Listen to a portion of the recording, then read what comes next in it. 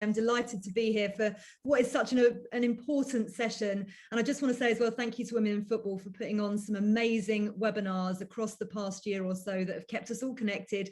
It's massively appreciated. And I'm really looking forward to seeing all of you face to face at some point soon, not just Zoom to Zoom. Just a little bit of housekeeping for you all. Please feel free to introduce yourselves on the chat if you like. Just tell us who you are, what you do, where you're from, that kind of thing. Whatever you like, really, within reason, obviously. If you are using the chat facility, though, obviously, please keep it positive, respectful and polite as well. If you've got any questions, pop them in the chat facility and I'm going to try and get to you, as many of you as I can throughout this session. Just to let you know as well, we are recording the webinar and it's going to be posted on our YouTube channel after the event. All of our previous webinars are also available to watch on this channel. So if you hear anything that you think would be useful to anybody else, please let them know that they can log on and listen to it themselves as well. Right, we've got an amazing panel for you today. So let me introduce you properly and ask everyone a very quick question about themselves as well. First and foremost, Kait Borsay, lovely to see you. Kait is a news and sport presenter and reporter with over 15 years experience. She hosts her own news and current affairs show on Times Radio every Friday to Sunday night, having previously worked as a broadcaster and journalist at Talk Radio, at the Telegraph as well, and ITN. She started at Sky Sports and Sky News, and Kait's covered several major sporting tournaments around the world. She's co-founder and co-host as well of the Offside Rule, which is a multi-award winning female-fronted football podcast and website, and the Offside Rule WSL edition as well. Hello, Kait. Have I got all of that in there? Yes, it sounds exhausting and it makes me sound about 75. So thank you, Faye. The Botox obviously working. Thank you for having me. Listen, you've had your hands full, haven't you, on Times Radio this past year? It's not exactly been a quiet news year. No, I mean, it's a bit mental launching a radio station in the middle of a pandemic. It was launched in at the beginning of July, and we've obviously had loads of COVID lines. We've had Brexit. We've got stuff like the budget going on today. So there is never any end to news, and then trying to sort of cover sport and also trying to cover the subjects that kind of really sort of mean something to people. So making sure that we're getting on the ground and kind of talking to real people, not just talking about politics. So yeah, it has been a crazy year, and we also launched our own mentorship scheme at the Offside Rule as well, along with Twitter about 4 months ago. So yeah, it has been busy. Yeah, always busy in your world, Kait. I know that for a fact. We'll talk about that mentoring scheme shortly. I also want to introduce you to Paul Barber. Paul's Chief Executive and Deputy Chairman at Premier League club Brighton and Hove Albion. His career in professional football has spanned more than 20 years, during which he's held senior positions at Vancouver Whitecaps, Tottenham Hotspur, and the Football Association as well. And since joining Brighton, Paul's been elected to various representative roles for the Premier League, the EFL, and the FA. He's currently a member of the FA Council and also serves as one of the FA's international ambassadors. He was also appointed to the Professional Game Board as a Premier League representative back in November 2018 and joined the board of Women in Football in September 2020. Hello, Paul. How are you doing? That last appointment's the most important one, obviously, so I'm very proud of that. Yeah, well, we're very proud to have you representing us, that's for sure. No midweek match, obviously, for you this week. I hesitate to ask if you've had any downtime, probably not, but big game against Leicester on Saturday. Yeah, huge game against Leicester on Saturday, which we're looking forward to. It'd be nice to have fans here at the Amex again. Hopefully, in the not too distant future, that will be possible. So it's not quite the same without fans, but we still enjoy the games when they come up. Yeah, we certainly do. And actually, by the way, plug, because my boss would kill me otherwise. That is live and exclusive national radio commentary on TalkSport 2 on Saturday night, Brighton Leicester. Okay, so joining Paul and Kait, it's a very warm welcome to Preeti Shetty, CEO of Upshot, a social enterprise that helps non-profits manage, monitor and evidence the community work that they deliver. Built in 2012 by the Football Foundation, Upshot's now used by over 850 organisations across the UK and internationally. And Preeti's worked in the sport for social change space for over 10 years now, starting off at BBC Sport and working for various national and international NGOs and brands. And as a well-respected figure in the sport for development space, Preeti was named one of the Sport Industry Group Next Generation's Leaders in Sport and is an independent director of London Sport Trading, the vice chair of Street Child United, sits on the Women in Football Events Committee as well, and chairs the evidence group for the Bond International Sport for Development Coalition. Also a busy lady. How on earth have you spared an hour of your precious time, all of you, to come and speak to us all at Women in Football? Hello, Preeti. It must have been a really tough year for your industry, but equally challenges bring exciting innovation a lot of the time. Yeah, no, absolutely. I think the third sector generally and kind of grassroots sport has been hit quite hard by COVID, as we know. But I think we've seen lots of innovation. I'm really lucky to work in the digital space. So I think it's just to reinforce this notion that, we have to keep innovating and we have to be agile, and we need to make use of data and tech, because, when we have nothing else and we can't do things in person, it's things like this that's keeping us going. It certainly is. Looking forward to hearing more about what you do and what you think about mentoring as well. But last but by no means least, let me introduce you to Fran Boorman, because Fran is an award-winning sports entrepreneur and founder of Goal 17 Limited, voted Global Woman's #1 UK business influencer. She's best known for creating social impact programme in partnership with Premier League football clubs and Premiership rugby clubs as well. Goal 17 focuses on using mentoring to help break down the barriers in society and create better equality. They've been featured in Forbes for their groundbreaking work, where they pair corporate clients with disadvantaged young people in sports-themed employability mentoring programs. And Fran's currently working on an exciting new tech project that's been tipped to change the mentoring landscape and create an environment where thousands more people will be able to access mentoring support to progress their prospects. Very much looking forward to hearing a bit more about that, Fran. Welcome. We're obviously all going to discuss how mentoring has impacted us in our careers, but for you, what made you want to set up Goal 17 in the first place? Well, thank you. Such a lovely introduction, Faye, and amazing company, right, today. So a very inspiring panel here. So why did I want to set this up? I guess, like so many other people, to achieve anything, I've not been able to achieve it on my own. And I've been hugely grateful to mentors that have supported me. So I went actually from a sporting career. I was actually a skier, and then had to bum out because of injury, unfortunately, but was able to take the skills of sport and adapt them into the world of business, but found that I needed mentors along the way to do that. And that journey of mentoring meant that I was able to achieve so much more. And that's why I'm so incredibly passionate now about showing others what mentoring really can be and how we can take it from just being a kind of friendly cup of coffee to something that creates real difference and creates that equality that we're all so passionate about creating here. Yeah, we all are, that's why we're here, and we've all experienced mentoring in different ways. Paul, I'm wondering, from your point of view, have you actually had a mentor in your career or mentored others, or both? A bit of both, Faye.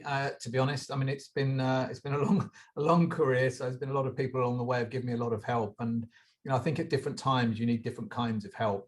I've had people that have given me encouragement and support when I've perhaps not been as confident as I might have been, and there have been other times and I've had a good talking to when maybe I've got a bit above my station. So at different times I think you need different bits of advice, and different people along the way influence you in different ways. So I consider myself to be very fortunate to be in the position I am, and very fortunate I've had help along the way. So certainly now, as I'm sort of reaching advancing years, I'm quite happy to try and help others where I can. And I've got children that want to progress in their careers, and I've got a lot of young staff here at the football club that want to progress in their careers too. So if I can share some of that sort of wisdom that I've acquired along the way, mainly through mistakes, it has to be said, then I'm happy to do so.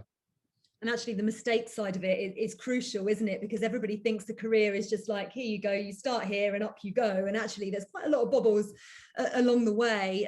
And Kate, it's interesting having you here as well, because the one question that we both get asked regularly as broadcasters is how to get into broadcasting, and lots of people trying to break into the industry.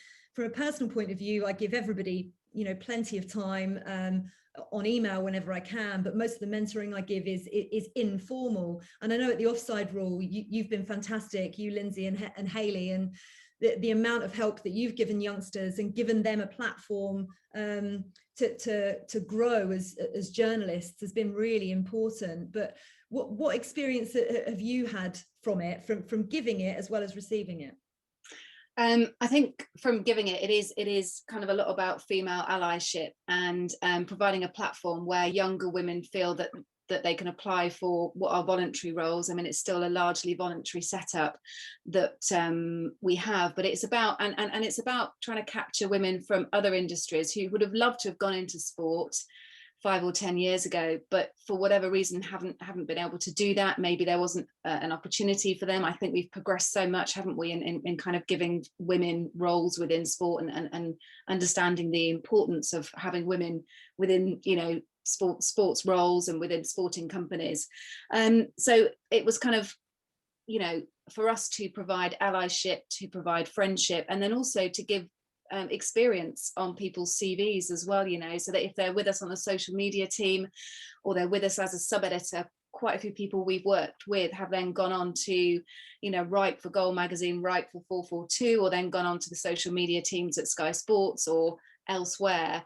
It kind of for them provides a place to get experience. We can't pay them for those voluntary roles, but we can certainly help when it comes to interviews and things like that. We have the mentoring scheme now, which is a bit more official. So that's with Twitter, and that's 3 young female writers, and actually not necessarily young, but they are young, but basically 3 breakthrough female writers who've studied journalism, but just not been able to take that step from study through to finding a full-time job, which is perhaps the kind of hardest stage, really, is when you leave the comfort of an MA or a degree, and then you try and make that move into the workplace. And we are just past halfway through that scheme now, and we've been fortunate enough to work with really good sports writers, so that these 3 women have had access to really good advice, not just from us behind the scenes, but also from really good writers as well. In terms of what mentoring I've received, never really anything official. Actually, 3 women in football, Lindsay and I, who I run the Offside Rule with, did connect with a guy called Matt Stallard from Deloitte. And Matt's not in sport at all, and funnily enough, lived really, really close to me. But what an amazing guy. It was actually perfect because we, as a young business, would sit down with Matt and kind of talk about how we wanted to sort of monetize our business and kind of where we wanted it to go, what our aims were. And Matt was brilliant. He would sort of listen to us and then knock the advice back. So he'd say, what about this? What about this? And even though we didn't come away with any to-do list, he just got us thinking and got us thinking differently. And I suppose probably most importantly, gave us confidence to then go and try and approach companies or come up with some new schemes. So Matt's the only kind of official mentor that I've had, but as I've got older, I've learned not to be afraid to ask, particularly my kind of older male allies, which is how they tend to be in newsrooms, really, editors, etc. Never ever to kind of worry about asking them for advice. You'd be totally surprised how many people are actually flattered to be able to give you advice, and try and kind of formalize it as much as you can. Sending someone an email is kind of often a bit kind of impersonal. If you know someone or in these non-COVID times, if you can have a Zoom chat with them or kind of a coffee with them, you get much more value out of it. So yeah, sorry, long answer. Yes, I've given some mentoring and yes, I've received some. It's really important that gender balance as well. I'll talk about that in a second, but I was just watching Preeti nodding along there. It sounds like you've had a very similar experience, Preeti. Yeah, very similar. And I think, it's interesting when you think about especially sport and what people think the traditional roles are, and that's changing, right? It's, back in the day when you talked about, do you want to work in sport, people thought you meant at a club, on the pitch or in the boardroom. And actually there are plenty of other roles, no matter what industry you're in. And that's started to open it up. And like in my line of work, I work in sport, but I also work in tech, and they're both quite male dominated industries. So, finding that balance and starting to explain to people and show them that our work is just as exciting. And we do loads of great stuff in football and in tech. And so, yeah, that really resonated what Kait said around, when you start to open up and you show, especially younger people, younger women, that there are all these other opportunities, and you can still be a part of sport by not going down the traditional route. And I think that's really fascinating.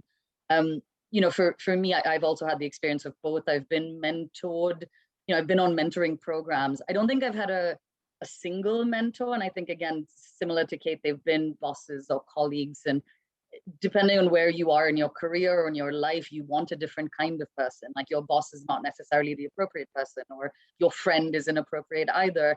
I've had really great experiences with peer mentoring. And for me, that's been really fascinating to realize that a mentor doesn't have to be somebody older than you, more senior than you.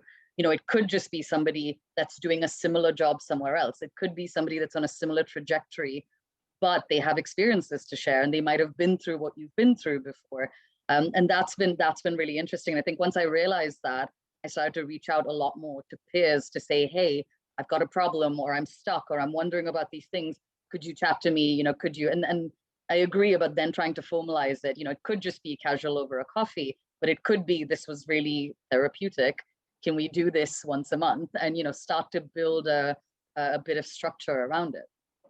That's really interesting you say that, because I've always found that the gender side of it always really awkward whenever I'm asked, to talk to young journalists. I want to talk to all young journalists. I don't just want to talk to young women. I want it to be welcoming for everybody, like it wasn't as welcoming when I was coming into journalism for women as I believe it should have been. I don't want it to become that, young men feel afraid to come and ask absolutely journalists in the industry about what they can do in the future. But also this peer-to-peer is really interesting to me too, because I always considered that a mentor would be somebody older as well, but have found so much help. The network that Women in Football provide has given me some amazing experiences and allowed me to meet some incredible people at every level of football. But I find it quite fascinating when people assume that the mentee will just learn from the mentor.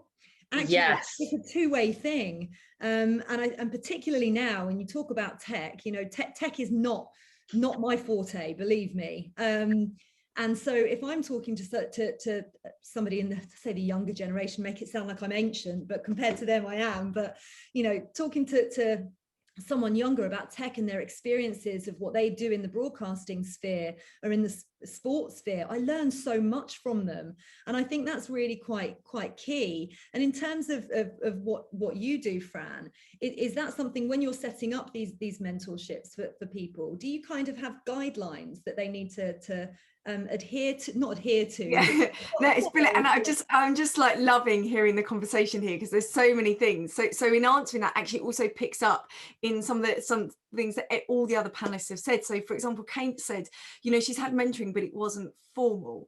And one of the beauties of when you create a formal mentoring program is you unlock all these amazing benefits. One of them being the reverse mentoring side, where actually you don't just say that as a mentor you're going to get something out of this. You actually get the mentor to consciously, proactively think about what they want to get out of the relationship, to make sure that they're also getting something out of it. And this is part of what we're going to be bringing in with the program that we're doing with Women in Football, is actually helping people identify those formal relationships, but also super motivating their mentor so that they're going to consciously get a lot out of that relationship as well.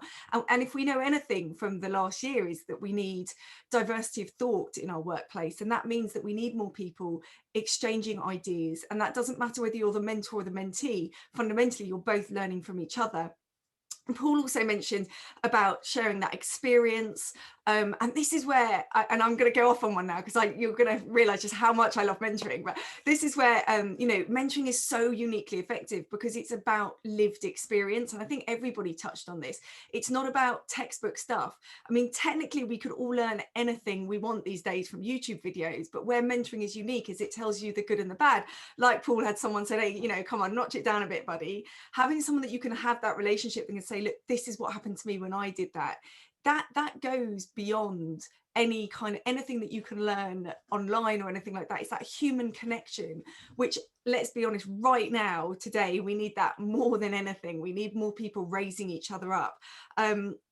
And also, Preeti said about not having a single mentor. And one of the things that we're super passionate about, again, when we talk about bringing this structure in, is teaching people, not just giving people mentoring relationships, is kind of teaching them how to fish rather than giving them the fish, teaching them how to go out and, again, consciously seek the right mentoring relationships for where they are right now. So these aren't just like, let's just boost you now. This is teaching people life skills that they continue to use so that they can go out there and go, I'm at this part of my career and I now need this kind of help. How do I identify the right person?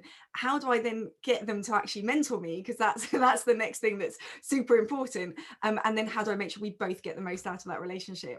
I've gone off a complete tangent, Faye, so I hope I answered your question. Listen, I love how passionate you are about it, and I love being in a room with people who are passionate about it, because this is the kind of stuff I've been banging on about for ages. Me and Kate have had many conversations about the amount of people that we've helped over time, and the fact that when we were coming up through the industry, it just, you didn't really dare go approach anybody and ask them. But particularly from a female point of view, that imposter syndrome is there. What if, the other part was, are they going to think I want to steal their job?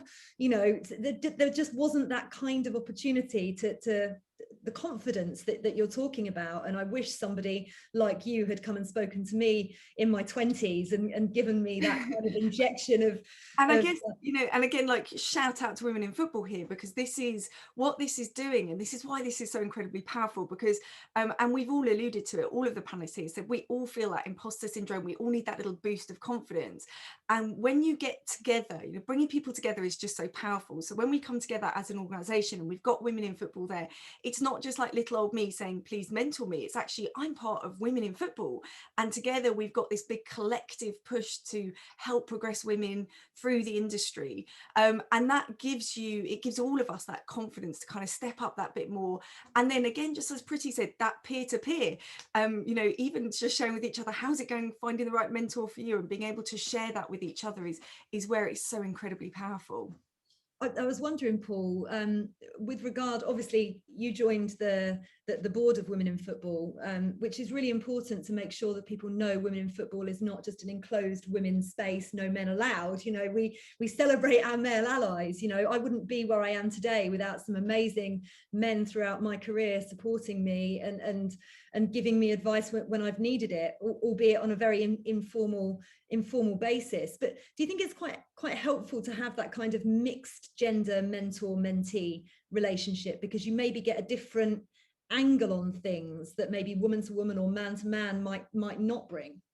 Definitely. I think it's really important to get views from both sexes and from different generations, because I think sometimes you get stuck in your own little time warp where your view of the world is what you think everyone's view of the world is, and that isn't always the case, certainly not the case. And for me, joining Women in Football was about a couple of things. First of all, there's a lot of very, very talented women working in football and across sport generally, and I think that the barriers that might have existed a few years ago for some of those women hopefully now are beginning to be removed, and if they're not being removed, then they should be. So if I can play a small part in that, I think that's important. And secondly, I've got two daughters that are now working professional football, and I want them to reach the potential that they've got. And that's not going to be just by having other women supporting them. That's by having male allies supporting them and encouraging them and telling them there are no barriers, there is no ceiling. You can go as far as your talent can get you. So for me, it's about making sure that I play a small role in that. And I think, male allies can play a big part, just as male and female mentors can play a big part in helping you develop your career. As I said earlier, I've been fortunate enough to have both at different stages, and they've all provided great advice. And sometimes it's, as I say, it's about boosting your confidence when you've got that imposter syndrome feeling, and everyone gets it, no matter how senior you are or how clever you think you are. We all have it sometimes. And then there's other times when you actually need the balance of being told that you're not doing a great job, or you need to do this more or that less. And I think that's important as well, because that can give you a confidence boost in a different way when you most need it. And sometimes it is about being told some hard truths that you might not want to hear. And, that can come from, in my experience, that can come from someone who's younger and a different sex just as much as it comes from someone who's older and the same sex. And it's that combination that's most powerful. Yeah, that it's a trust thing, isn't it? You need to have a mentor that you trust will, you know, and be a mentee that will accept that kind of criticism, because as you said right at the start of this, Paul, it's you have to take the good with the bad and the positive and the negative, because it can't always be a one-way feedback process. You know, sometimes you know, the lines that come back to you are not always positive about what you're doing. They can be negative. And equally, I think, as you said earlier, you can learn from the person that's sitting in front of you, whatever their age. You know, sometimes I still learn from my mum. You know, she's a great person for looking at what I'm doing and saying, well, you know, I don't think you're doing a great job there because of this. And suddenly you get a completely different perspective from someone who's not even anywhere near your industry or even close to it. So, you know, you can take advice and get support from many different people. And if you formalize the program, of course, that's also good as well. But in my experience, it's mainly been informal and just as valuable. Yeah, I was going to ask you that actually, because I've been exactly the same. I've recently joined a formal mentoring program at the university that I'm at. I won a scholarship through Women in Football, thank you very much, to study an MBA, Football Industries MBA at the University of Liverpool. And there's a formal mentoring scheme there. And you know, so it's my first experience of that so far, but everything else I've done has been very informal. At Brighton, do you encourage informal mentoring, or have you set up any kind of program to make sure that people know that they can have a mentor if they want one? Again, a bit of both. I think most of it is probably still informal. And I think certainly, you know, we've recently become corporate members of Women in Football because we wanted to try and show the women that work in this football club that we're committed to equality and diversity and inclusion, but also that there was a structure behind our philosophy, that there was an opportunity to network with other women and men working in football, but also there were training programs that could help develop people's careers, that they were backed by our own people and culture team, our own HR team, and supported by people at Women in Football that have got great experience. So yeah, I think a combination of both formal and informal. And there are some people here that need the structure of a formal mentor program, and there are other people that feel a bit constrained by the structure of a formal mentor program. So I think it's really important that you can offer both and do offer both. And again, we put no boundaries on who can approach who to get advice and support. You know, we try and protect the chairman as much as we can. But apart from that, pretty much anyone in the club is open to, you know, to helping. And I think that's part of our culture, but it should be part of the culture across football. We're a relatively small industry for such a big profile. And I think it's really good that Women in Football provide a network, particularly for women that are aspiring in the game to be able to progress and talk to each other about some of the challenges. And the same for men as well. You know, I think everyone thinks that men don't have challenges in developing their careers, that they do. And, you know, that's just as important, that they have got a network that they can turn to. But in this game, as we all know, it hasn't always been easy for women to progress, and it has changed. It is changing. It needs to change some more. And if we can accelerate that with programs like this and Women in Football's work generally, that's a good thing.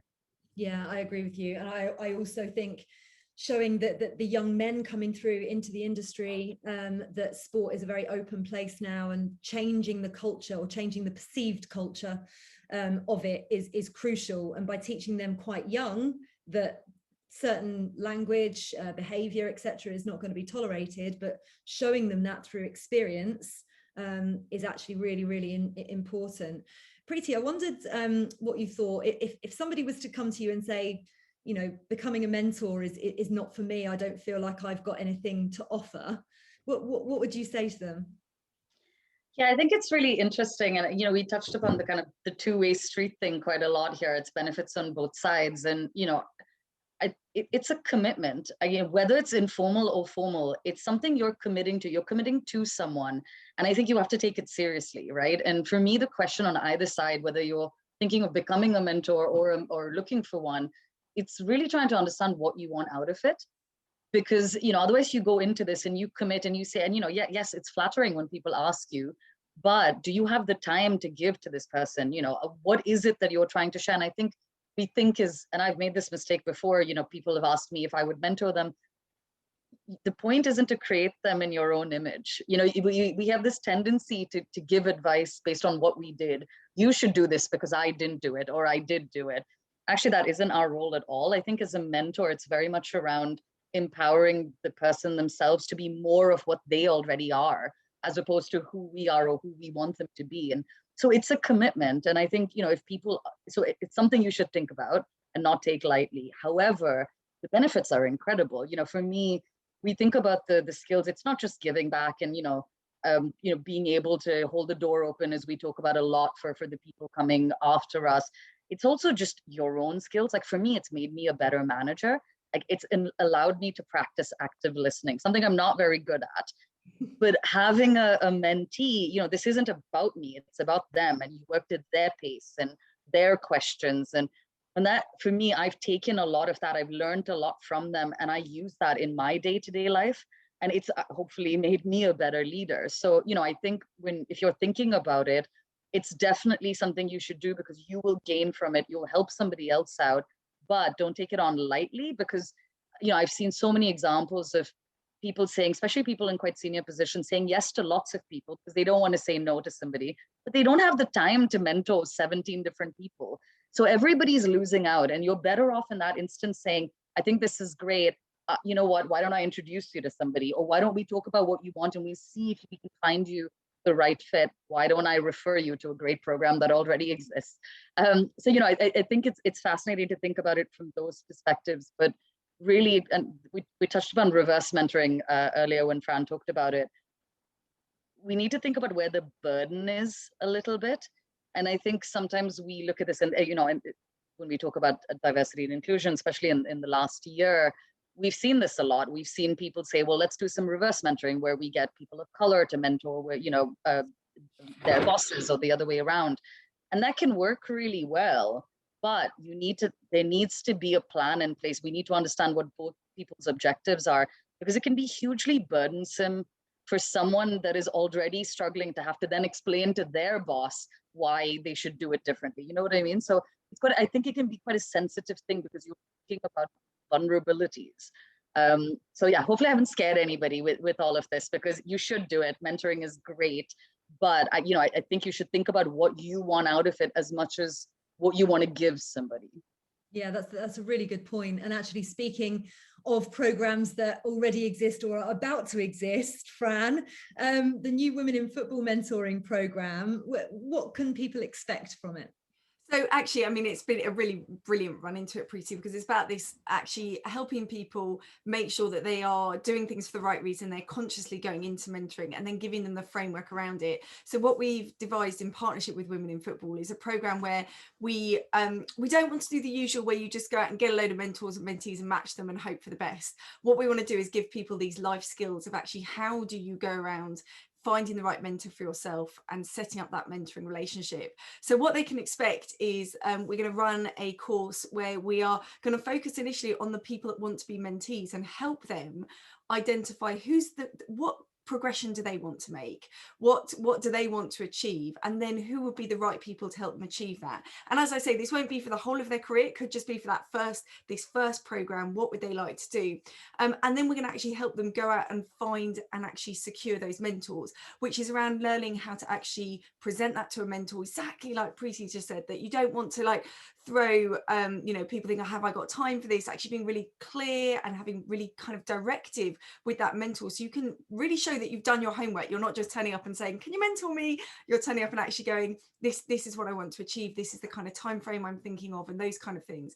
And then we're going to help the mentors, because there's got to be as much in this for the mentors as there is in the mentees. So we're going to help the mentors as well, and we're going to get them set up so that they are in the best position to mentor, so that they know what they're going to get out of it. And we're going to dangle a little bit of a few little benefits out for the mentors as well, to really encourage them. So for example, all the mentors that qualify through with us will actually get a certificate from Oxford Brookes University for completing the mentoring program. So there's a really nice benefit for the mentors there to give them some motivation to really commit to this relationship. But it's really about holding people's hands and helping them identify those mentors, get those mentors, have successful mentoring relationships.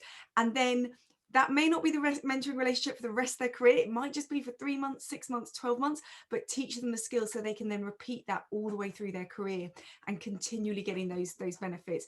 A lot of our mentees that come on our program then become mentors as well, which is just fantastic. So you get this whole wonderful life cycle of people raising up other people. Brilliant. Don't forget, by the way, to put your questions in the chat. We'll try and get to as many as possible. I've got a couple coming in, which I'll get to in a minute, but there's one quite pertinent question actually, Fran, which I'm not sure whether I know the difference between this. So I'd love to hear your response. But what exactly is the difference between mentoring someone and coaching someone? It's the £1 million question. It's a question that everybody asks. In fact, if you search mentoring on Google, it's one of the most asked Google searches. It's fine lines between the two. I've read academic studies on this, 360-page academic studies on this. It's very, very fine blurred lines. But some of the key differences are a mentor is sharing lived experience. So they're not necessarily sharing specific task orientated. They're sharing what's worked for them, what hasn't worked for them. So that lived experience, that wisdom is hugely, hugely important. A second thing that really makes a mentor stand out from a coach is a mentor will share their resources. And this is huge in mentoring. So that could be their contacts or access to information or other things. As that trust in the relationship builds, they're sharing the resources that they have access to.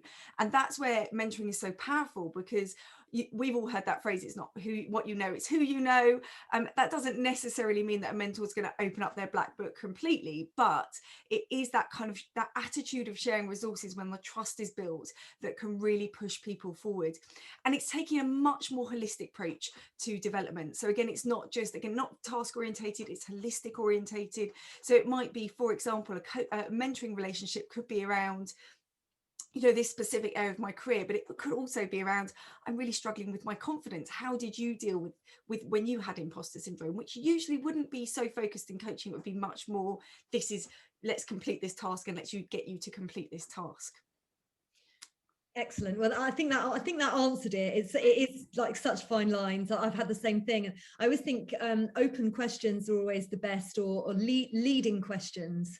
To actually find out the person that you're mentoring exactly what they want to get from it, because I certainly remember as a young broadcaster, I didn't really know what I wanted, or I was too scared to say out loud what I wanted, so I was quite reticent. You know, probably anybody that knows me now would be like, really? Yeah, really shy, not great at networking, and also just desperately didn't want anybody to judge me on what my ambitions were, which is horrible. And I really hope that youngsters coming into the industry don't feel like that anymore. I wondered, Kate, what you think, bearing in mind what you're doing at the Offside Rule, what you think the best type of mentor is. Goodness me. Well, experience is obviously kind of above all else for us when we've got a mentor helping young writers. Experience, confidence, and actually for us we've got 2 male mentors and 1 female mentor, and we sort of particularly wanted to match a couple of the young female writers up with very established male writers, so that there was, if we thought that there may be some intimidation there. I mean, both you and I have been there, Faye, walking into a newsroom and, you know, seeing a whole line of, you know, mainly white, mainly middle-aged men sat there, you know, just hello, love, you know. So we wanted to break down that we wanted to break down that barrier automatically by having, you know, really, you know, big name award-winning journalists, very, very experienced in the mentorship, so that they could break down a few barriers. And then also someone who was open and honest. So kind of through our mentorship, I have through speaking to the mentors myself and kind of checking in with them, I've learned so much about them as people. You know, hilarious instances of when they messed up, when they filed a match report wrong, when they made a mistake and they were on a plane and they couldn't correct it. Just you know, people who are open and honest enough to kind of admit when they messed up, which will automatically make a younger writer feel much better. And then just someone who's sort of had the experience to have worked under a few different people or within a few different outlets, because through that experience they will be able to offer a lot, basically through working in different establishments. So for us, yeah, it was about experience, it was about, you know, respect, having a respected name there and letting the young journalists know that didn't mean that they were inaccessible, and then sharing stories, and then with us, our mentors do kind of coach a little bit in terms of they will help our writers structure a feature piece. How do they write an opinion piece? How do they do a news piece? So our mentors also kind of do that as well. We have sort of a specific list of things that we'd like our journalists to be able to do by the end the mentorship, and so they sort of help us with that as well. Excellent. Preeti, is there any piece of advice perhaps that you've been given by any of your informal mentors that stuck with you? Yes, and one I follow every day: ask for forgiveness and not for permission. It's definitely stuck. I do it all the time, because I think, especially as you're, when you're not confident, when you're not at a certain level yet, you want to do things, you have great ideas, you want to go ask someone to be your mentor, but you're always waiting for someone to give you permission, whether that's official or unofficial. You sort of hold back. And I think the biggest piece of advice I got, and it was from a mentor, was just do it and figure it out later, because 90% of the time it works, and then nobody cares that you didn't ask for permission. They're just, they're pleased you did it. And the 10% of the time it doesn't, apologize, and you will be forgiven and deal with it. But it's worth taking that risk. And I think it stands really true for things like networking and mentoring. Sometimes, you get the opportunity, you're in a room, especially women in football. It's happened to me so many times at the in-person events where I've seen someone and I've thought, wow, I know who they are and it's really cool and I'd love to go talk to them. And I wouldn't, in a normal situation, I wouldn't just go up to them and have a conversation, and you never know where it's going to go.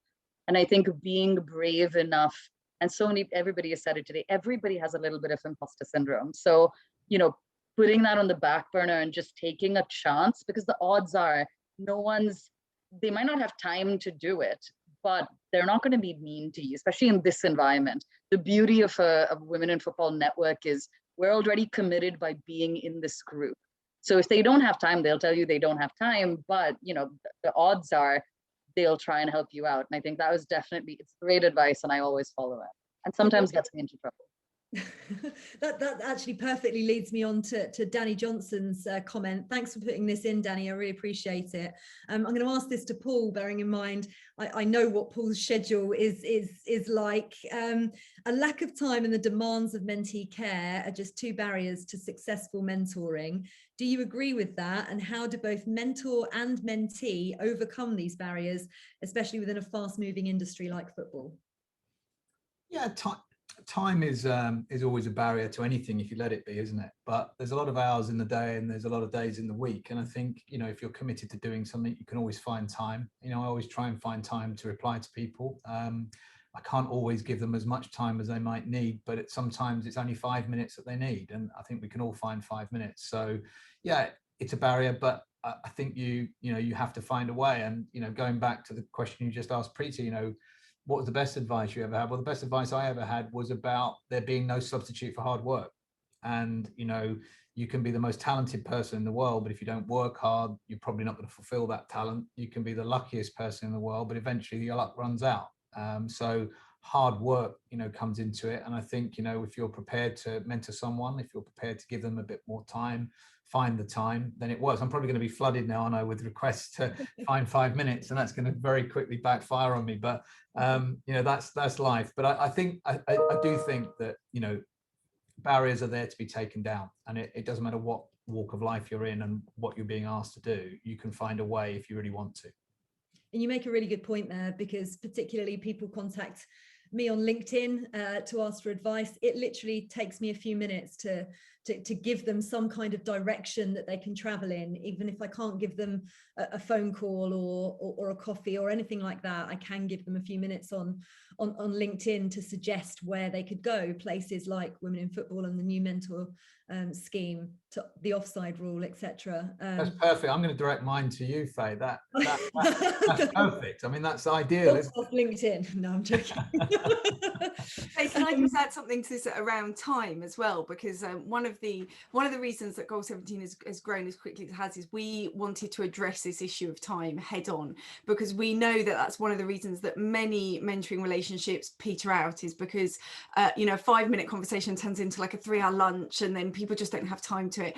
And this is where I'm a bit whilst I love and I'm always encouraging informal mentoring, when you have a little bit of structure around it, what this does is it means that you can have very meaningful goal orientated conversations. So when both parties have invested a little bit in thinking about what they want from it, it means that when they come together, it's super time efficient. So we encourage all our mentoring meetings after the initial meeting to only be about 30 minutes. It's not a massive commitment of time, but be really focused 30 minutes and have some structure around that to get the most out of that time. So if anyone's sitting listening to this thinking, I'm not sure I'm going to be able to find someone, because in their heads they've got this image of long drawn out meetings, it doesn't have to be like that. You can have hugely effective mentoring that is much more time efficient. And even just a check-in sometimes, just to, you know, I love hearing from people when they say, oh, actually, I did this article the other day, or I appeared here the other day, or, you know, I've actually started doing some stuff on directly for a club on their website. You know, it's brilliant. And that there are so many resources out there nowadays, so many jobs in football that people can get, and people that they can go and speak to find out what they can go and do. Rashid has asked, I wonder who wants to take this. Do you still keep in touch with the mentors who have supported you in your journey or in your career? Who wants to take that? Sure, I will. I'm still in touch with one of my teachers who's now in his 80s, who was a great inspiration to me when I was a kid. I wasn't the best at school, so I needed constant mentoring above and beyond academic sort of help. And he still messages me after almost every game that we play. He was a great football fan, and you know, I played football with him bizarrely when I was 15, 16, and he was at the end of his footballing career. And he's still in touch with me to this day. So, you know, I really value that, because it gives me a real link with, you know, where I was and where I am, and sort of childhood to adulthood. And I think it's incredible that he's still messaging me after every game. I think it's fantastic. It's so important having those kind of people as well, and people are genuinely interested. If they've guided you and helped you in some way, they're genuinely interested to see where you've got to, and that's where that kind of two-way thing comes. It's equally what's the word I'm looking for? It makes me equally proud to be a mentor as grateful to be a mentee. Which goes back to the two-way street we were talking to. Just got one final question that actually I want to ask Ebru if she's there, because it's come from Duslem, and thank you very much, Duslem. I hope I've pronounced your name correctly. Yes, I'm here. Oh, excellent. Hi. First of all, I want to thank you for this magnificent webinar. My name is Duslem from Turkey. I'm very happy to be in Women in Football. We face lots of sexism in sports, both social media and in real life, but I feel very confident in Women in Football. Not in real life though. So how can we change it in Middle Eastern countries? Do you think you can expand on this, and how can we improve things in the Middle East, Ebru? Well, last year, just around this time, when we held our first international event, where some of you were actually present as Women in Football, we said it will be in our plans to expand our international work network. And I'm really happy to see many of our international members on the call today. And it shows the power of both the network, but also this virtual environment that allows us to reach, you know, to Middle East, to the US. We have a friend from Canada, I see, some friends from Africa. So this is just the power of that network. And localization of our events will probably take a while, but for the moment, our network is obviously open to anyone who thinks they can benefit from it or contribute to it. And that's the beauty of it. The discussion has been amazing. I'm listening with great enjoyment. Well, listen, I've thoroughly enjoyed being here and chatting to all of you. Thank you so much. Don't forget, Fran has got all the details. They're going to be on the website, on the Women in Football website, from Monday, the 8th of March, which of course is International Women's Day. So anybody interested in this mentoring program, I urge you to go and read up on that and find out how you can get involved. Massive thank you to Fran Boorman, Kait Borsay, Paul Barber and Preeti Shetty as well. It's been a delight talking to you all and sharing all your mentoring experiences, and we hope to have you back all here soon again. Thank you, Faye. Thank you for having us. Thank you. Thank you. Thank you, Faye, for a wonderful moderation, and to all our panelists. It's a very important topic and very dear to my heart. in my 20 years of career in football, I never had a mentor, unfortunately. I was usually the only woman in any room that I was in until I came across Women in Football 5 years ago. And as you well know, our professional development series starts with the leadership course and then group coaching that we have added to it last year. And Fran and I have been brainstorming for over a year now how to bring this joint project to life. And I'm really, really happy to finally be able to announce it. And to some of the questions, yes, I still do keep in touch with some of my mentees. Some of them are from my FIFA days 5-6 years ago. They would still write to me. We do joint projects together.